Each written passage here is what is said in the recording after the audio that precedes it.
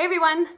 So I'm really excited for this video because we've been preparing for it for a week and we are trying to make an egg bounce. And to prepare for it today, we had to submerge our egg in vinegar for a week. And it's really nice to see that a lot of families are doing this, and I got pictures from people and videos from people. So today is the day we get to finally test if our egg will bounce after being in vinegar for 7 days. So on the first day, you had to submerge the egg in vinegar for 24 hours and then change the vinegar and resubmerge it. So it was really nice to get documentation like the picture you see here. So as one student had noticed, the egg had a lot of bubbles around it and it was floating. So where did the bubbles come from? Okay, so the first question, where did the bubbles come from? Eggshells, marine shells, snail shells, they're all made of something called calcium carbonate. And when you mix the calcium with the vinegar, it causes a chemical reaction. And that chemical reaction gives us carbon dioxide, which are the little bubbles you see all over the shell. And some of you may have noticed the egg became very squishy. And why did that happen? So the egg, after one day, it has become really soft and squishy.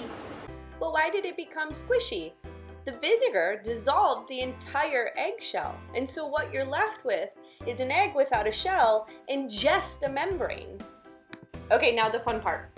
Can it bounce? And if so, how high can I drop it before it breaks? And now you'll need a scale and a towel for cleanup. In my video, I didn't have a towel, so make sure you do. Here is my egg stuck in the jar without a shell and only a membrane. Okay, remember, I don't have a towel here, but you should. So all I did here was just test how high I could drop the egg before it broke, and I did that at intervals of 3 centimeters. So I started at 3, went up to 6, 9, 12, 15, and then 18 centimeters. You can do it as high or as low as you'd like.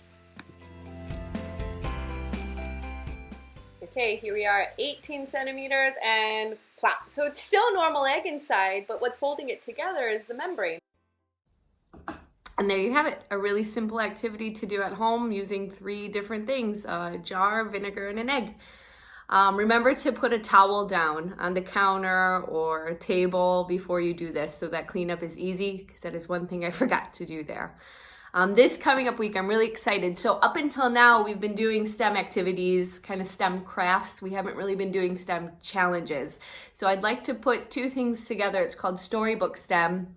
So we'll be tying literature in with STEM and doing STEM challenges tied to the books that I read. So I can't wait for that. See you. Bye-bye.